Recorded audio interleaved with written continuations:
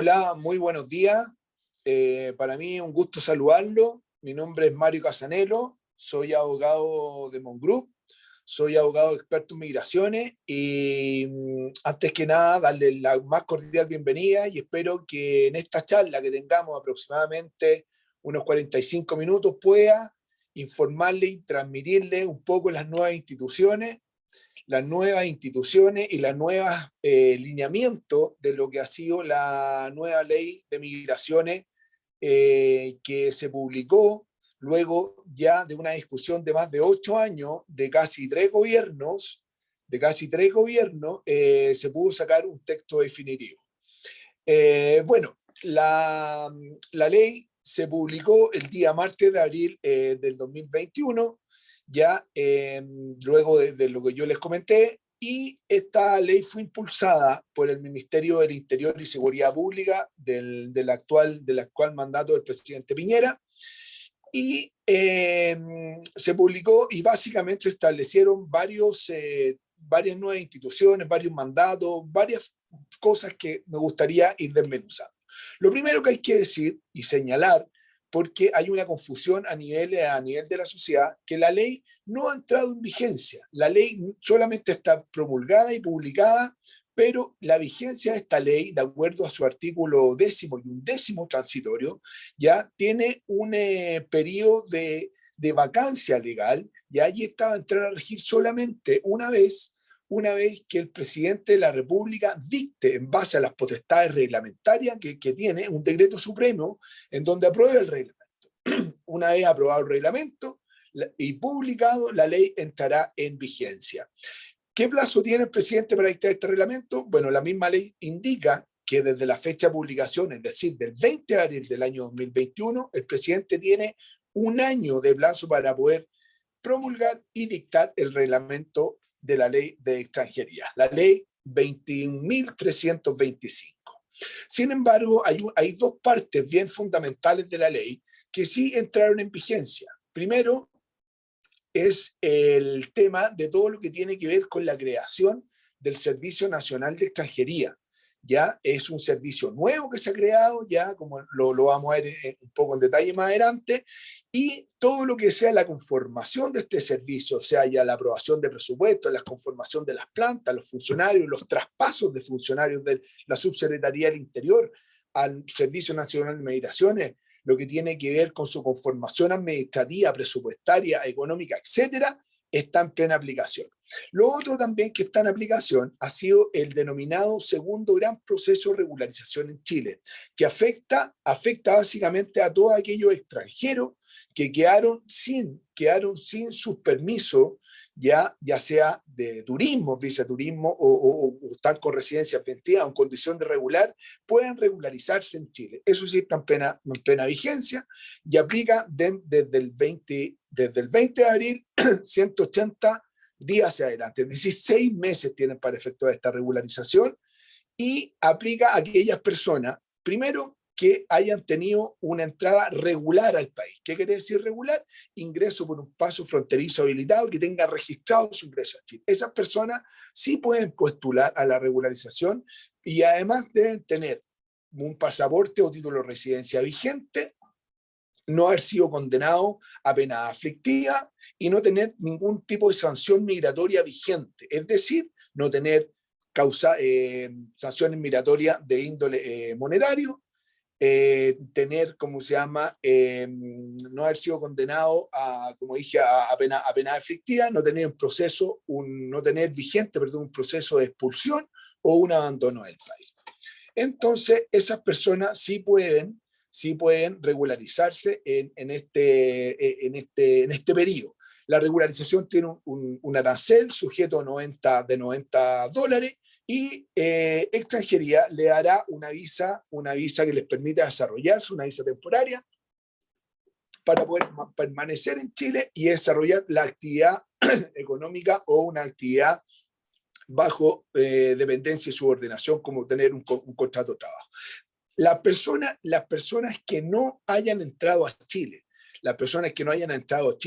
regularmente, es decir, por un paso habilitado, no podrán regularizarse. no podrán regularizarse y el Estado les permitirá, dentro de este mismo plazo, los 180 días, hacer abandono del territorio, ¿ya? Y solicitar, de acuerdo a las normas generales, posteriormente una visa desde el exterior. Este abandono del país por gente que no tiene los requisitos para la regularización, es muy importante decirlo que será sin sanción alguna. El Estado no lo sancionará por el turismo, ¿cierto? O los plazos de residencia irregulares. Eso respecto al ámbito de vigencia de la ley. Ahora, respecto del ámbito que yo les comentaba, dentro de una de las principales características de esta ley, y como gran novedad para poder modernizarnos hacia una legislación y a un proceso de permisos de residencia más acorde a nuestra realidad, la ley ha creado en forma absolutamente autónoma el denominado Servicio Nacional de Migraciones. El Servicio Nacional de Migraciones es una entidad que tiene autonomía propia, personalidad jurídica propia, tiene un patrimonio, ¿ya? Y tiene una gestión autónoma, independiente de la Subsecretaría de Interior, que era el ente administrativo que actualmente lo rige. Este afán del Estado se produjo en esta creación de este servicio, que es igual que el registro civil, el servicio electoral, etcétera, el tesorería, etcétera, el servicio de puestos internos, etcétera. Quiso el Estado de alguna forma poder concentrar la aplicación de permisos migratorios y otras materias, ¿cierto? Aplicación de sanciones, nacionalizaciones, regularizaciones, rechazos, etcétera, etcétera, en un solo ente que tenga así la sensibilidad de la migración en el país, y no esta que sea desarrollada en las distintas gobernaciones como actualmente ocurría. Por lo tanto, este servicio tiene dentro de sus funciones fundamentales, bien digo, por ejemplo, tiene que ejecutar las acciones, planes, los programas necesarios para poder aplicar la política nacional de migración y extranjería, que vamos a ver en un minuto también. Tiene por objeto autorizar, denegar el ingreso, estadía, el ingreso de las personas extranjeras al país, resolver las peticiones sobre otorgamiento, prórroga, rechazo, revocación de los permisos de residencia, resolver los cambios de categoría, subcategorías migratorias, etc. Tiene también por objeto tramitar las solicitudes de carta de nacionalización, mantener el registro nacional de migraciones, aplicar sanciones administrativas, determinar la expulsión de los extranjeros, etcétera, etcétera. Es decir, todo lo que concentrará toda la actividad futura de la migración en Chile estará radicada y concentrada en este nuevo organismo. Yo creo que es muy importante destacar la creación de este organismo, porque esperemos que con esto, ¿cierto?, se produzca una unidad en los criterios, en los avances, en los procesos de los extranjeros en Chile. También la nueva ley de migraciones estableció dos nuevas instituciones que no lo contemplaba la ley anterior. Establezcamos desde ya, ¿cierto?, que la ley de migraciones anterior del año 74 y su reglamento del 78, perdón. Es decir, teníamos una legislación totalmente anacrónica, ya desfasada totalmente en el tiempo, que no dice relación con el actual flujo, ¿cierto?, de migrantes hacia Chile, en una curva absolutamente sostenida en el tiempo, y con lo que se estima seguirá de esa forma. Por lo tanto, esta ley establece dos grandes instituciones. A saber, uno, estableció que el presidente de la República tiene la obligación de tener que dictar la política nacional de migraciones. Esta política nacional de migraciones se contiene en un decreto supremo que va a tener una duración de 4 años, la cual puede ser revisada después de este plazo. Perdón, un segundo. Esta política nacional de migraciones tiene por objeto unificar también y darle un sentido filosófico a las normas que contienen la ley y sus disposiciones y todas sus instituciones. Para lo anterior, una vez que dicte el presidente de la República esta política nacional de migraciones, esa política va suscrita por la otra institución que se crea, que se llama el Consejo de Política Migratoria. El Consejo de Política Migratoria está conformado aparte del ministro del Interior, ¿cierto?, que es el ministerio pilar que sostiene la migración en Chile, por el ministro de Hacienda, Relaciones Exteriores, Justicia y Derechos Humanos, Desarrollo Social y Familia, ministro de Salud y ministro del Trabajo. Es decir, hay un equipo multidisciplinario desde los distintos tópicos donde la migración puede eventualmente tocar, que van a conformar este consejo y van a aprobar esta política del presidente, y va a estar también a cargo de su desarrollo, de sus modificaciones, de proponerle al extranjero, al presidente, ¿cierto?, para la próxima fijación de la política, aquellos avances que estime necesario. Por ejemplo, una de las cosas relevantes es que el Consejo de Política Migratoria, por ejemplo, podrá establecer el día de mañana la cantidad de visas que se necesitan, qué tipologías de visas, el número de tipologías, la zona fronteriza donde se van a abrir ciertos catálogos de visas que no sabemos porque todavía el reglamento no lo establece. Dentro de las consideraciones para establecer la política nacional de migraciones, tenemos, por ejemplo, que esta política debe contemplar o incorporar la realidad local, social, cultural, ¿cierto?, demográfica y económica del país, el respeto y promoción de los derechos humanos de los migrantes, las relaciones internacionales y política exterior del país, la contribución de la migración al desarrollo social, económico, cultural, etcétera, etcétera. Entonces, eso respecto a la creación de estas dos nuevas instituciones. La Política Nacional de Migraciones contenía un decreto supremo, 4 años vigente, ¿cierto?, con las consideraciones que teníamos, y este consejo asesor del presidente de la República, que, como le decía, tiene un bagaje, una integración multidisciplinaria. Ahora bien, otra cosa importante de la ley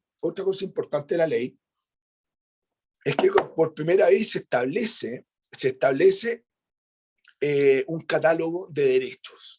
Un catálogo de derechos a los cuales, como se llama, los extranjeros van a tener, por así decirlo, ¿cierto?, un marco legal, jurídico, que sustenta la relación del migrante, ya sea con el Estado, con las instituciones, ya sea o entidades públicas y privadas, y además la relación de los extranjeros con los particulares. Antes de eso, pues, hay que decir que el ámbito de aplicación de la ley básicamente tiene por objeto regular el ingreso, ¿cierto?, la estadía, la residencia y el egreso de los extranjeros en el país, y el ejercicio libre y soberano de sus derechos y obligaciones. Ahora bien, en este catálogo de derechos, por ejemplo, voy a nombrar algunos, se estableció que el Estado debe proteger y respetar los derechos humanos del migrante sin importar su calidad migratoria. Tienen también derecho a la libre circulación, lo que significa que el extranjero, una vez ingresado al país, tiene el derecho a sentarse o radicarse donde él estime conveniente y moverse libremente por el país. También se estableció el derecho de un procedimiento racional y justo, ya sea tanto en la aplicación, en la investigación de los procedimientos infraccionales, en el análisis de las visas, ¿cierto?, que no sean objetos de discriminación por etnia, raza, cultura, etc. También la aplicación, se estableció en esta vez que la nueva aplicación de sanciones pecuniarias o infraccionales a los niños y adolescentes. ¿Ya? Ok, los niños que cometan por alguna razón cierta infracción migratoria, menores de 18 años, no estarán sujetos a sanción. Por otro lado, también se descriminalizaron las faltas establecidas en la ley de reglamento de extranjería. Antes, por ejemplo, el paso por el ingreso de un extranjero por un paso no habilitado constituía delito. Hoy no. Todas las infracciones tienen carácter de falta y no de delito. Séptimo, También se estableció como derecho el procedimiento migratorio informado. ¿Qué quiere decir esto? Que el Servicio Nacional de Migraciones, tendrá una obligación de cada 3 meses ir informando el estatus migratorio de los procesos de su gente. La integración e inclusión de los migrantes en el territorio nacional, una migración segura, ordenada y regular, que es dar a todos los extranjeros la cantidad de permisos, ¿cierto? O dar cumplimiento a los requisitos que ellos exigen para el desarrollo de sus actividades o la residencia. También se estableció como principio que el Estado tiene la obligación de prevenir, reprimir y sancionar el tráfico ilícito de migrantes, la trata de personas, que hoy día se ha visto involucrado, ¿cierto? El principio de la no devolución. ¿Qué quiere decir esto? Que hoy en día el Estado no podrá devolver o expulsar a un extranjero que acredite que en su país de origen, ¿cierto?, él está afecto, ¿cierto?, a violaciones de su integridad física, corporal, libertad personal, etc. Principio no devolución. El principio pro homine, que significa que todos los derechos reconocidos en la ley migratoria se interpretan de la forma más extensiva a los migrantes, cosa que mayores beneficios le produzcan. La igualdad de derechos y obligaciones, ¿cierto? En el ejercicio de los derechos y obligaciones tiene que tener una igualdad absoluta de derechos entre el migrante y el nacional. Se estableció también una visa para mujeres vulnerables, ¿cierto? Aquellas que son productos de violación, extranjeras productos de violación, trata de personas, embarazadas, violencia intrafamiliar, etc. El Estado velará, ¿cierto?, por su protección y les dará una visa temporaria de acuerdo a las condiciones que establezca el reglamento. Respecto a los derechos laborales, al igual que la legislación pasada, ¿cierto?, se establece un principio de plena igualdad entre las relaciones laborales que emanen de un extranjero contratado como de un nacional, de un chileno contratado en las mismas condiciones. Sin embargo, esta ley lo que incorpora es que esa protección de derechos del extranjero ya no tiene que ser total y absoluta, aunque el extranjero tenga una condición de irregular en el país, ¿correcto? Esa condición de irregularidad no lo hace tener ningún tipo de menoscabo en la protección de los derechos laborales y de seguridad social. También tiene acceso a la seguridad social, el acceso a la salud, está totalmente garantizado el acceso a la salud de los extranjeros, ya sea en condición de regular e irregular. Acceso a la seguridad social, se establece que aquellos aportes no contributivos financiados en su totalidad con recursos fiscales, solo tendrán derecho a aquellas personas que hayan cumplido en Chile una residencia de 24 meses, es decir, esos aportes que van directo al Estado, por ejemplo, en pandemia, hemos visto uno, hoy en día tiene que ser para gente que tenga al menos 24 meses de residencia. El acceso a la educación, está totalmente garantizado el acceso a la educación preescolar, básica y media, también la opción de poder de aquellos extranjeros con residencia regular, la educación universitaria, pueden dar la prueba de selección universitaria, optar a becas, etcétera, etcétera. Derecho a la vivienda, acceso a la vivienda propia, en las mismas condiciones de los chilenos, envío, recepción de remesa, debido proceso, etcétera, etcétera. Eso es muy importante porque, vuelvo a insistir, las leyes anteriores no contemplaban ningún tipo de derecho hacia los migrantes. Ya se desprendían de las constituciones de otras normas, pero hoy día están expresamente establecidos, lo que hace de esta legislación una legislación moderna, porque efectivamente el extranjero conoce su realidad y su vínculo, como digo, como el Estado y otras instituciones para poder exigir el día de mañana lo que le corresponde. Ahora bien, dicho eso, ya hablando un poco, ¿cómo se llama?, del contexto de la ley, la creación del ámbito de aplicación, la vigencia, la creación de estas nuevas instituciones, entramos un poco más derecho al área chica y a lo que tiene que ver, vamos a ver las categorías migratorias, pero vamos a ver primero los requisitos de ingreso, egreso y provisiones a la entrada del territorio nacional. Un segundo acá. En este sentido, podremos decir que esta ley modificó algunas normas y estableció nuevas vigencias de la entrada al país, nuevas condiciones que se las voy a comentar. En primer lugar, En primer lugar, podemos mencionar que la entrada de las personas al territorio nacional y la salida a él deberá efectuarse, en primer lugar, por pasos habilitados. ¿Ya? Entiéndase el paso habilitario, aquellos que están establecidos en un reglamento especial, que son las fronteras de ingreso al país. Y este ingreso legal al país, ¿cierto? Por paso habilitado, además, tiene que ser con los documentos de viaje pertinentes. A saber, pasaporte, cédulas de identidad o DNI, ¿cierto? O otro documento salvoconducto emitidos por los consulados de Chile en el exterior. Los salvoconductos son autorizaciones especiales que le permite a una persona ingresar al país, ya, y una vez ingresado adquiere la calidad, como se llama, de turismo, que hoy día ya no es turismo, se llama permanencia transitoria. ¿Ok? Las categorías de ingreso a Chile son tres categorías. Primero, permanencia transitoria, ya, que es el exturismo, y la calidad de residente, de residente, que podrá ser oficial, ya, podrá ser temporal o definitivo. ¿Ok? Esas son las categorías de ingreso.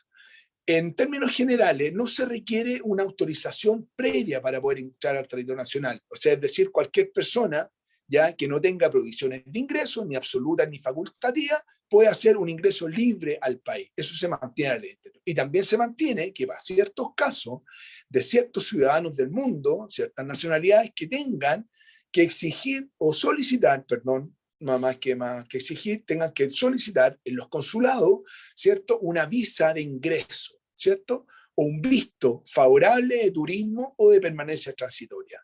Estas exigencias son por orden de seguridad nacional, por razones de Estado, ¿cierto? Hay ciertos países, por ejemplo, repúblicas de la Unión Soviética, algunos países de la zona oriente, petrolera, algunos asiáticos, etcétera, necesitan esta autorización.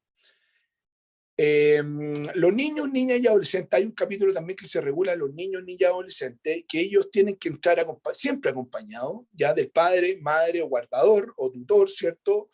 O con alguna autorización, y estos saldrán del país en la misma forma que entraron, es decir, cuando ingresa un niño o adolescente en forma, de la forma que indicamos, tienen que hacer el abandono, ¿cierto? Con los mismos tutores, guardadores o padres, o con las mismas autorizaciones que ingresaron. El egreso de los extranjeros, por ejemplo, también se hará por paso habilitado, ¿cierto? Se registrará la salida, y aquellas personas, y esto es nuevo, o sea, que hayan, durante su estadía, hayan infringido la ley o el reglamento, por ejemplo, hayan quedado con un turismo irregular, ya se le deberán acreditar antes de su salida el pago de la sanción correspondiente, y eventualmente el servicio puede dar una autorización para que estos extranjeros salgan del país sin haber pagado la multa, sin haber dado cumplimiento a la sanción por la infracción migratoria, y poder, poder regularizar en el exterior, pagar en el exterior, y también siempre y cuando no hay una sanción mayor ingreso, o tengan algún impedimento, ¿cierto?, mayor para salir del país, por ejemplo, una orden de arraigo, ¿cierto?, alguna causa de trámite, etcétera, etcétera. Respecto a las provisiones de ingreso, al territorio nacional, hay que establecer que la ley estableció dos tipos de provisiones: provisiones imperativas y provisiones facultativas, ¿correcto? Las imperativas se refieren a imposibilidad absoluta de ingresar a Chile, absoluta, de acuerdo a causales de 8 gravedad relacionados, por ejemplo, con tener condenas, proceso, o ser imputado, acusado o perseguido judicialmente por pertenecer o financiar movimientos o grupos terroristas, o que ejecuten o hayan ejecutado hechos contra la seguridad interior del Estado, seguridad exterior, la soberanía nacional, seguridad, o padezcan enfermedades. Por ejemplo, hoy en día se incorporaron expresamente las enfermedades infectocontagiosas de carácter grave, ya, o otras enfermedades establecidas que se establecerán por la autoridad sanitaria más adelante en el reglamento, haber ingresado por un paso o tener registro, ¿cierto?, de personas que hayan adulterado documentación de viaje o hayan ingresado por un paso no autorizado, etcétera. También por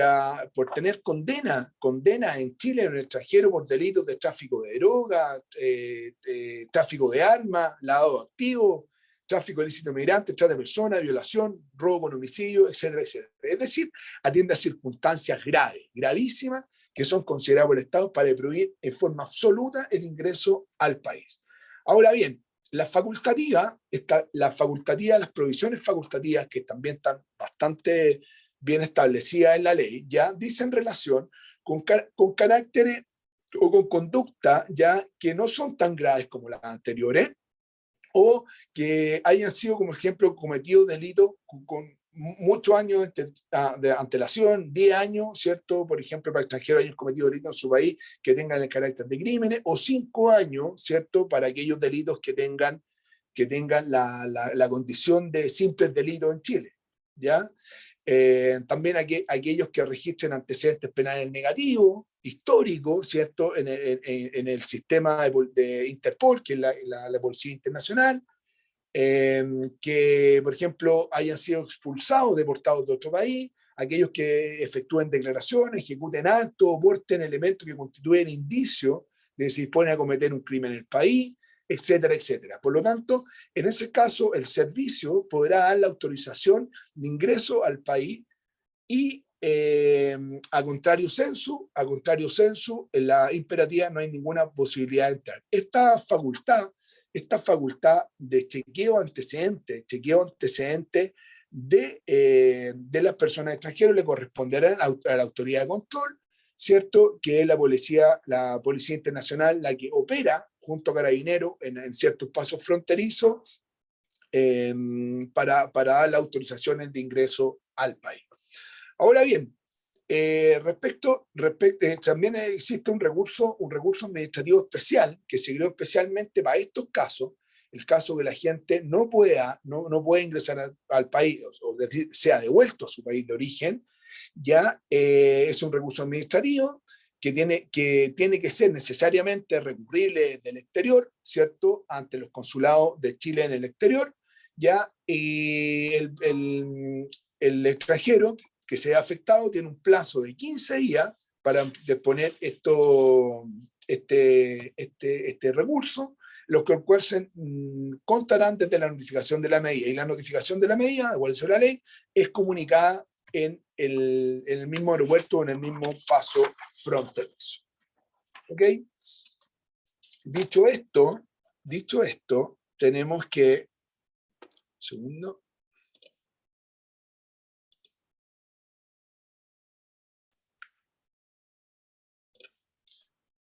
Dicho esto, vamos a entrar entonces a analizar cuáles son las categorías migratorias, en términos muy sucintos, muy generales, pero importantes, cuáles son las categorías migratorias que contempla la nueva ley de migraciones, que me imagino que es lo que a todos les está interesando y están ansiosos de escuchar de mí.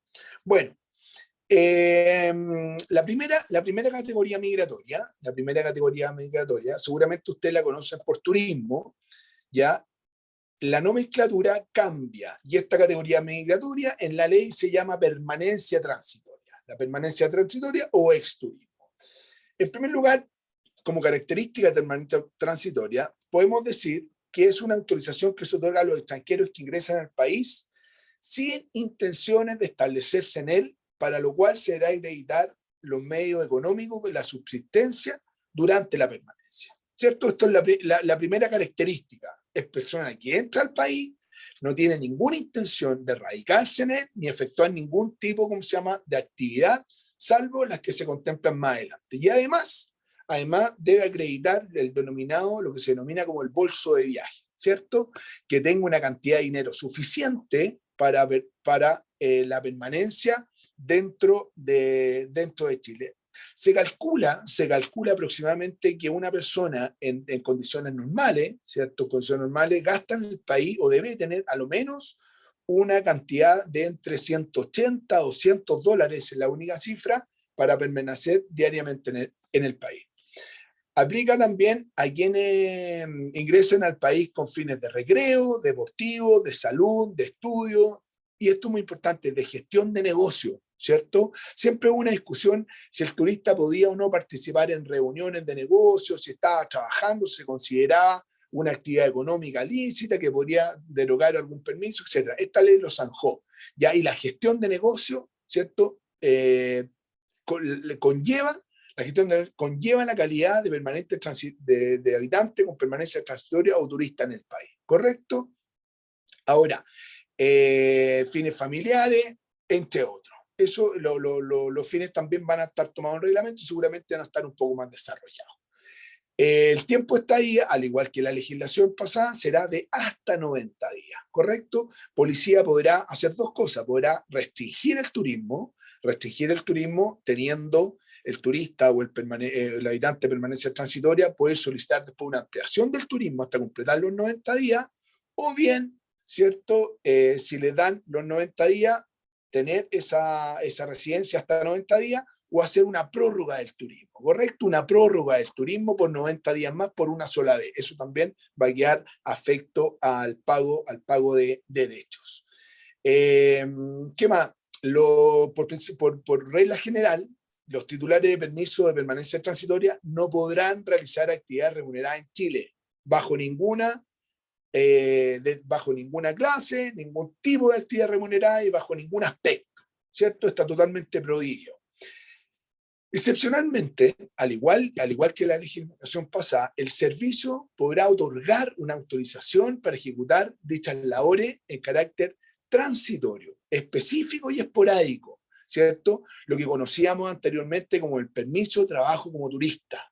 Se contempla también esta facultad del servicio de otorgar esta autorización. No sabemos las condiciones todavía porque, vuelvo a insistir, ¿cierto? No están recogidas todavía en el reglamento, pero sí tenemos la opción, la ley dio la opción ya para poder mantener estas condiciones.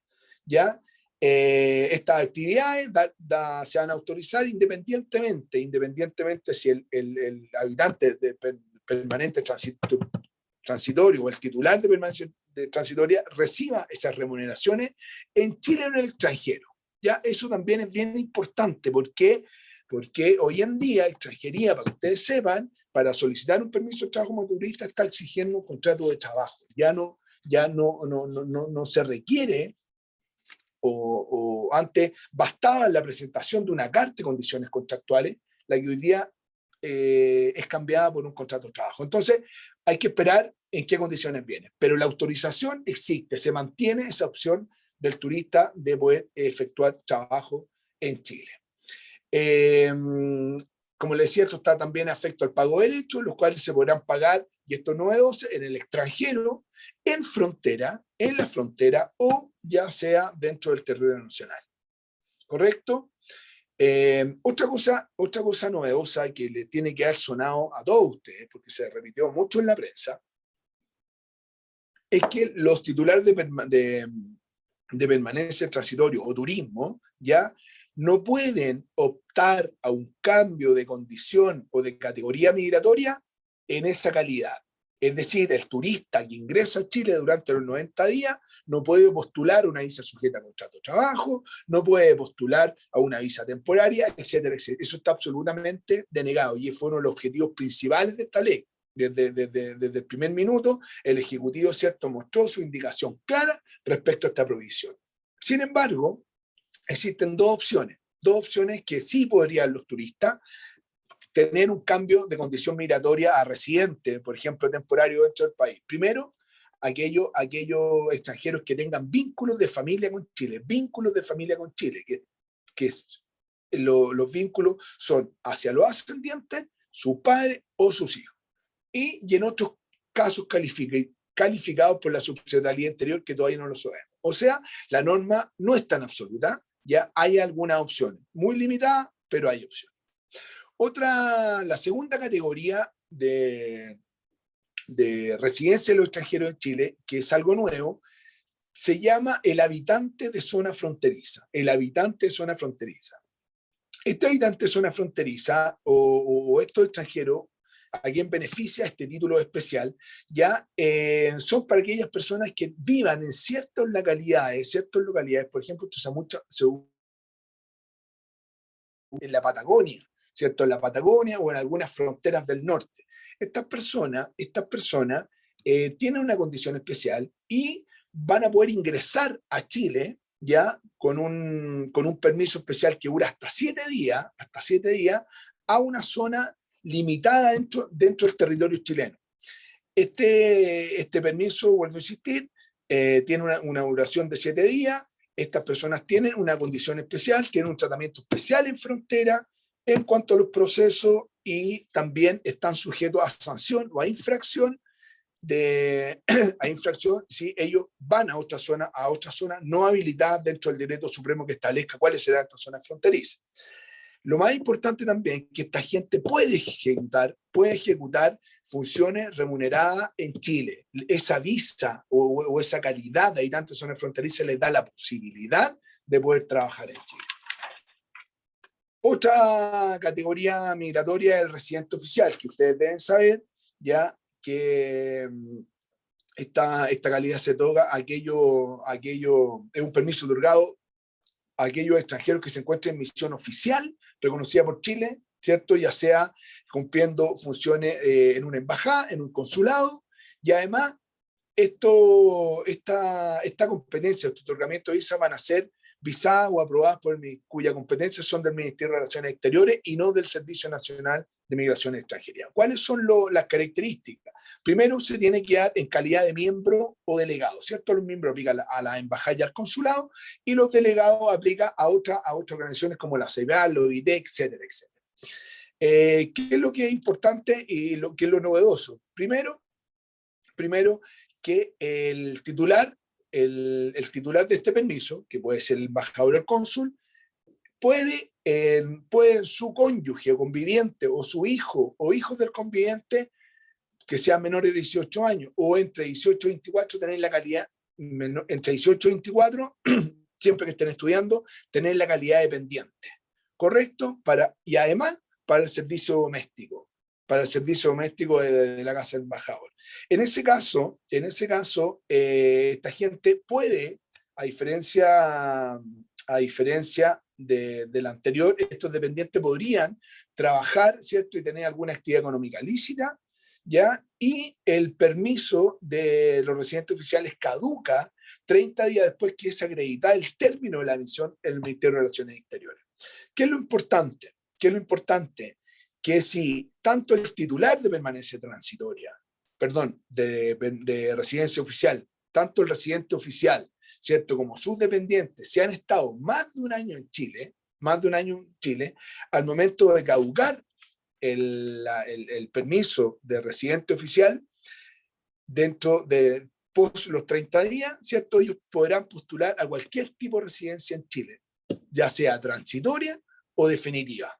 ¿Correcto? Eso es importante. Pasan directamente a una postulación de una categoría migratoria sin necesidad de tener que salir de Chile, ingresarla o pedirla. Pueden pedirla directamente acá. En cuarto lugar, podemos ver que tenemos la residencia temporal. Es la cuarta categoría de ingreso de extranjeros a Chile. ¿Cuál es la residencia temporal? Que era antiguamente la permanencia transitoria en Chile. Primero, es un permiso que se otorga, un segundo. Es un permiso que autoriza, que se otorga a los extranjeros que tengan el propósito de establecerse en Chile por un tiempo determinado, limitado. Todas aquellas personas que postulen este permiso de residencia transitoria desde el extranjero podrán hacerlo también de manera remota. Es decir, a esta categoría se postula, como dijimos, ya no desde Chile, sino desde el extranjero. Y esto se hará por vía remota, una presentación al Servicio Nacional de Migración, en la cual podrá hacer por vías telemáticas, por otros medios que terminen el servicio. Generalmente yo creo que va a ser por vía mail, ¿cierto? El servicio puede solicitarle a los consulados donde están estas personas en sus países de origen que están aplicando una residencia determinada, que se comuniquen con el extranjero, que complementen antecedentes, que soliciten nueva documentación y además eventualmente les tomen una entrevista, ¿correcto? Los consulados tienen un plazo de 15 días para poder informar el cumplimiento de estos requisitos que le ha exigido el Servicio Nacional de Migración.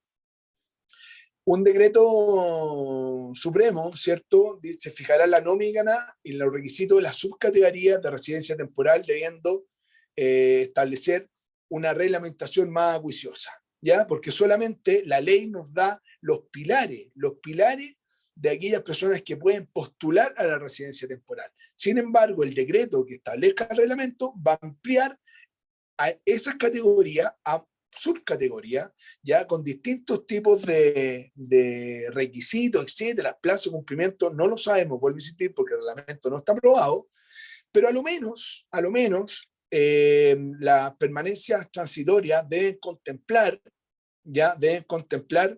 aquellas personas que que sean beneficiarios o tengan vínculos de familia con chileno con residente definitivo. O sea, esa es una permanencia transitoria que va. Toda aquella persona que tenga vínculos de familia con chileno o con residente definitivo va a poder optar a una residencia temporal. Segundo, extranjeros que ingresan al país a desarrollar actividades lícitas remuneradas por cuenta propia o bajo relación de dependencia y subordinación. Es decir, tenemos una visa ya que va a ser la antigua sujeta a contrato de trabajo, porque ellos sí están bajo dependencia y subordinación, y además de una visa temporaria, una residencia temporaria para aquellas personas que ejecuten actividades económicas en forma independiente, autónoma, ¿cierto?, a un empleador determinado. También se aprueba otra nueva categoría, que son aquellos trabajadores de temporada que ingresan al país por periodos limitados o interanuales a fin de realizar trabajos estacionales específicos. Estas personas podrán tener una residencia temporaria hasta 5 años. No es necesario que cada año esté renovando, sino si uno tiene la calidad de trabajador temporario, va a tener una visa que le dure 5 años sin necesidad de estar prorrogándola.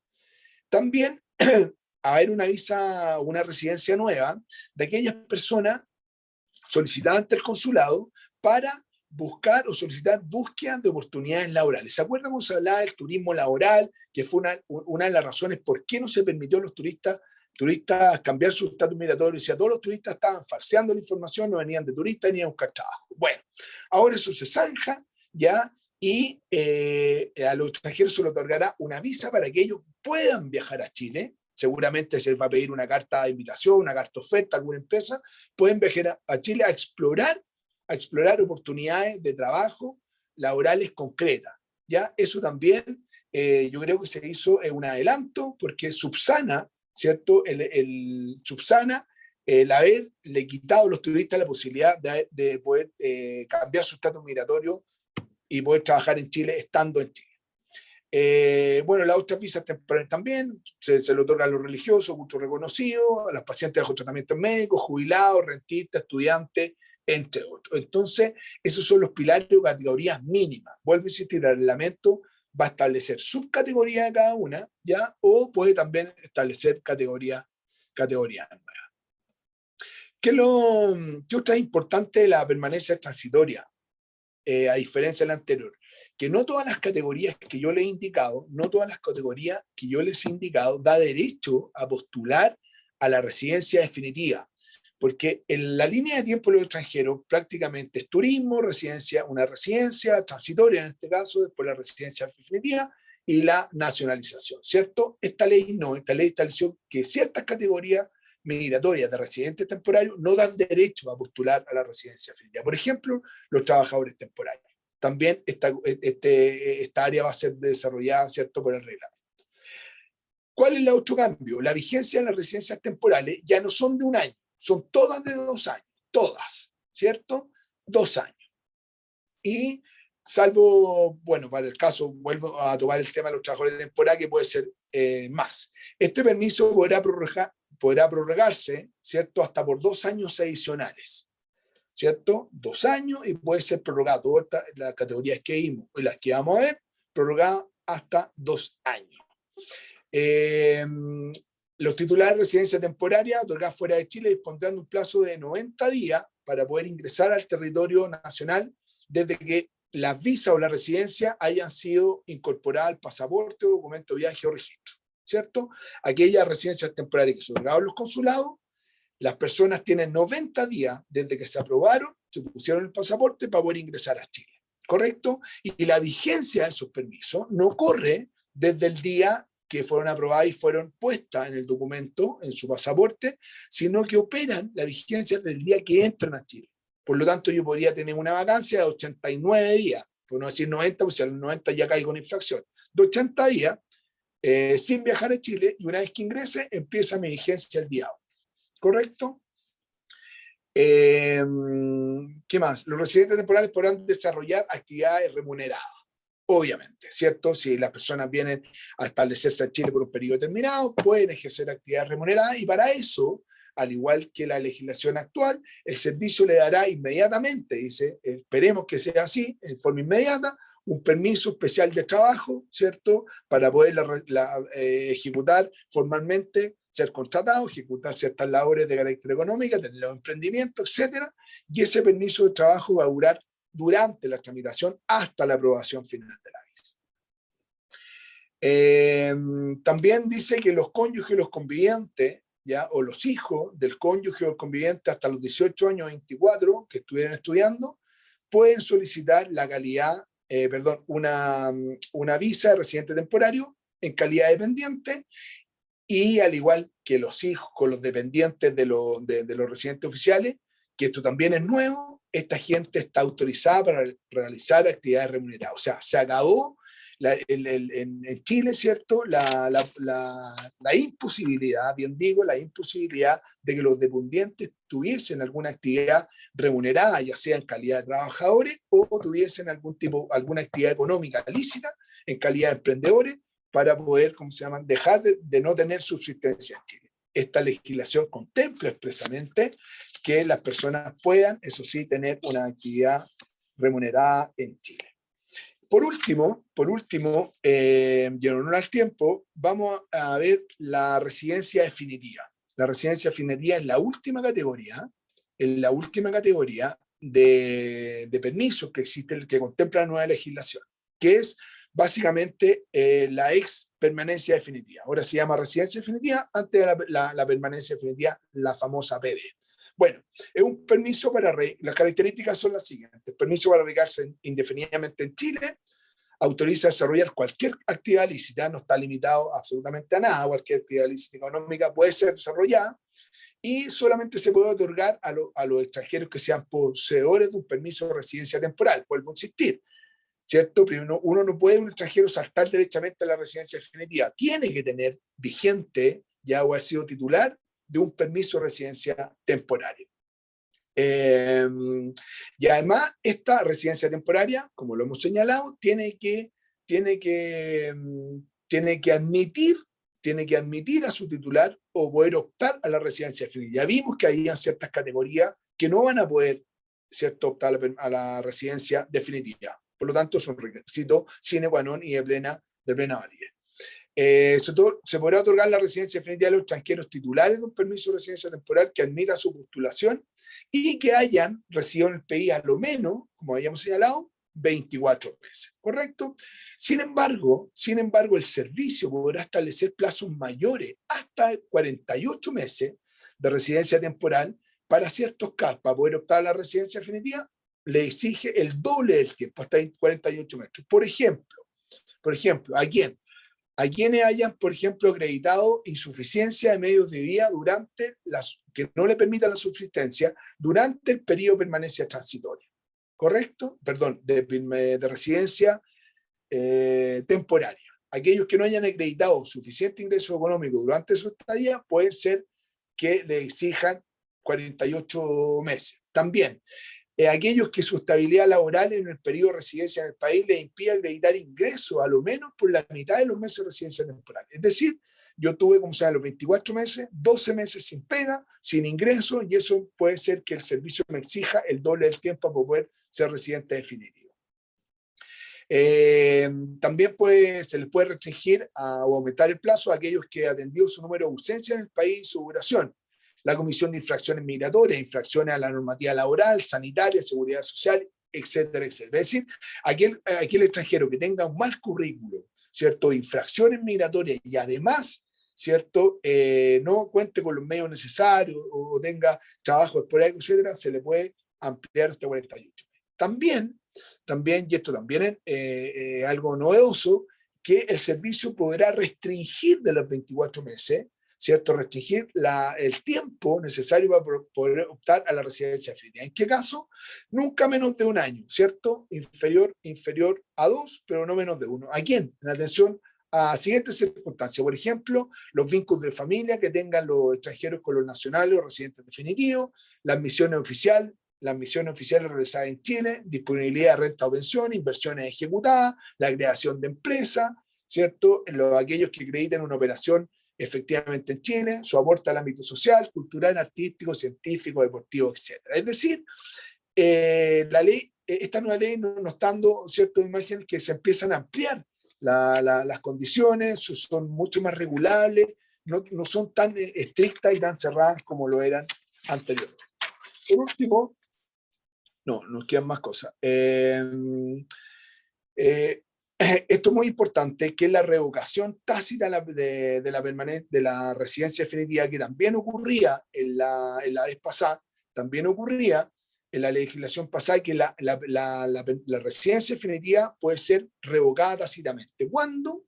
Cuando el titular se ausente del país por un plazo continuo superior a 2 años. ¿Qué quiere decir continuo? Que no ha hecho ningún ingreso a Chile desde que se fue, ¿cierto? Y para que no se prorrogue, porque no caduque la residencia definitiva, él tiene que concurrir 90 días, hasta 90 días antes al consulado de su país de origen o al consulado que esté, para que le haga una prórroga de la residencia definitiva hasta por 2 años más, por una sola vez. ¿Correcto? Antes era 1 año de no ingreso a Chile, ya este plazo se interrumpe con el mero viaje, con el mero ingreso a Chile. En esta calidad se interrumpe el plazo. Si usted da 2 años fuera del país, esta residencia definitiva va a caducar y va a perder el derecho y la titularidad sobre dicho permiso.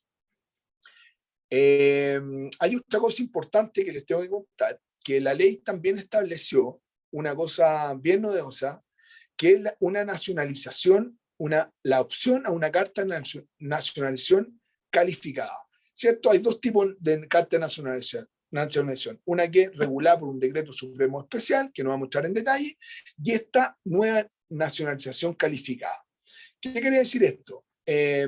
A esta nacionalización pueden postular los residentes definitivos, obviamente, ¿cierto? Cuando cumplan los siguientes requisitos. O sea, después del plazo de vigencia de los años, yo puedo optar, o 48 meses, lo que haya durado, puedo optar a esta nacionalización calificada.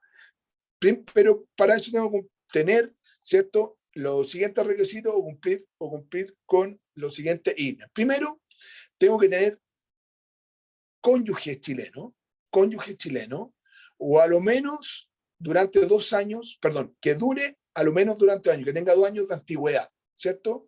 Y además se encuentren inscritos en Chile el matrimonio siempre y cuando yo me haya casado en el exterior. Ustedes saben que para que en Chile los matrimonios tengan plena validez, ¿cierto? Yo puedo casarme en el exterior, pero tengo que inscribirlo, ¿cierto?, en el registro civil. Por lo tanto, yo puedo optar a la nacionalidad siempre y cuando tenga un cónyuge chileno con un plazo, un matrimonio que tenga más de 2 años y que se encuentre inscrito en Chile. ¿Quién más? Aquellos parientes de chilenos por consanguinidad hasta el 2º grado inclusive, y los adoptados por chilenos, ¿ya? O sea, yo también, si tengo hijos chilenos, adoptados chilenos, puedo optar a la nacionalización calificada. Y el hijo de cuyo padre o madre, habiendo sido chileno, haya perdido la nacionalidad chilena con anterioridad al nacimiento del hijo.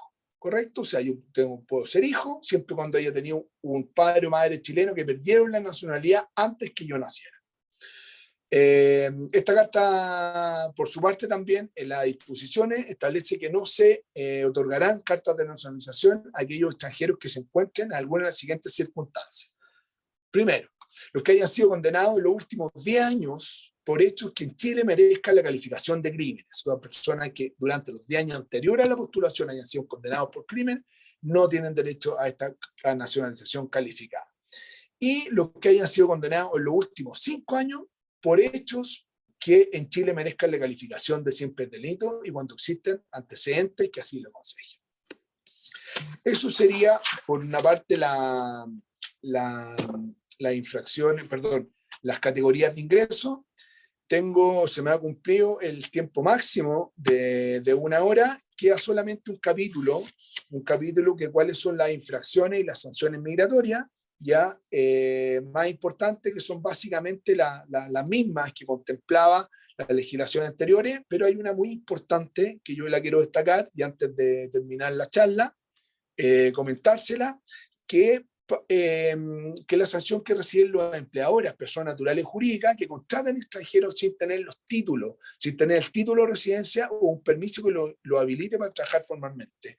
Esta ley haciendo justicia, estableció una proporcionalidad de multa dependiendo si la persona, los empleadores, ¿cierto? Vuelvo a insistir, personas jurídicas naturales, tienen la calidad de microempresa, pequeña empresa, mediana empresa y grande empresa, ¿cierto?